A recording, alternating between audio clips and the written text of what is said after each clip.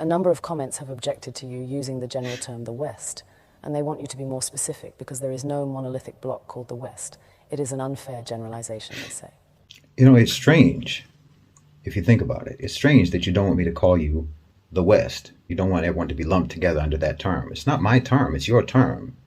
I didn't come up with it, you did. You call yourselves the West. Western civilization. We all grew up hearing about how wonderful the West is. Western achievement, Western thought, Western enlightenment. You're happy to take collective credit as the West for whatever you think is good. But for the bad things, you want to disassociate yourselves from it. When you're talking about the bad things, then you're like, whoa, what West are you talking about exactly? Who do you mean by the West? The way you people tell the story, people like Douglas Murray or Jordan Peterson or Sam Harris or Richard Dawkins or Hitchens, Christopher Hitchens, all these types, you would think that every European on the continent participated in painting the Sistine Chapel. Everyone painting in shifts. All of you collectively invented penicillin, from the telephone to airplanes, from the cotton gin to the microchip. You all did that as one gigantic team effort.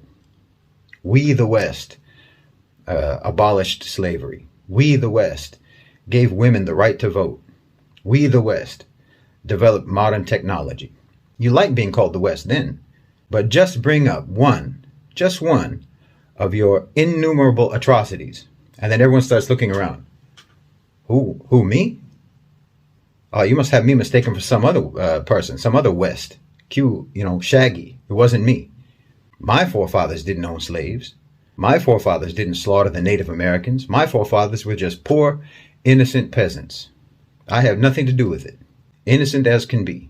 You want to take collective credit, but you want to individualize blame. But you'll say that Isaac Newton, for example, is a product of the West. Michelangelo was a product of the West. Mozart was a product of the West. Leonardo da Vinci, Thomas Edison, Steve Jobs, they're all products of the West.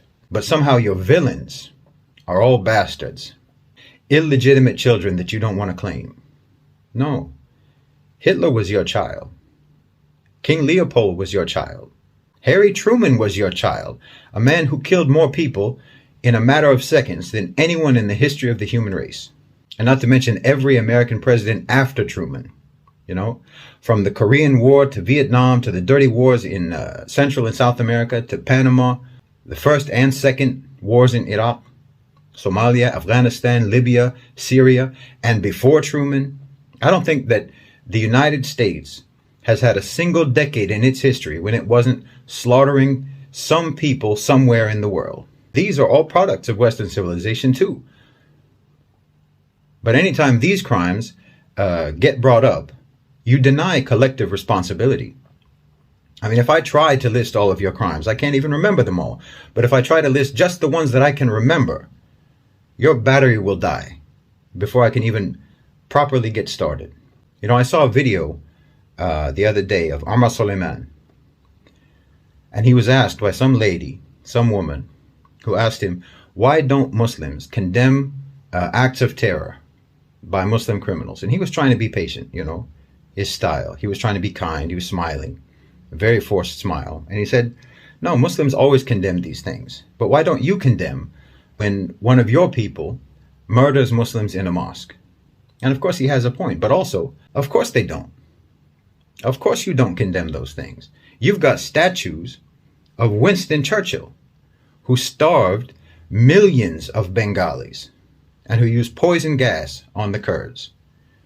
You not only don't condemn your terrorists, you not only don't try them for war crimes as they should be tried, you re-elect them into office.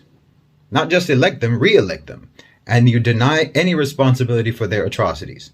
No, if you want to be called the West, when it comes to any positive achievements, then you have to accept being called the West for all the full catalog of inhuman, vicious, genocide, murder, rape, torture, bigotry, exploitation, oppression, assassinations, coups and subjugation, evil and brutality, all that your people have ever committed. That's why I always say Western civilization is a sarcastic term, because you never civilized. And, we made cool stuff is not a defense. Your approach to morality is let's not and say we did. Let's not be moral, but say we are. You think that righteousness is denying the evil you do, not stopping yourselves from doing the evil. As long as you say you don't do it, or you call it something else, then somehow you're not evil when you do evil, as long as you don't admit it. It's upside down world. Every day is backwards day in the West. Bad is good, wrong is right. It's no surprise that you think that a person should be called whatever pronoun they self-identify as, because that's what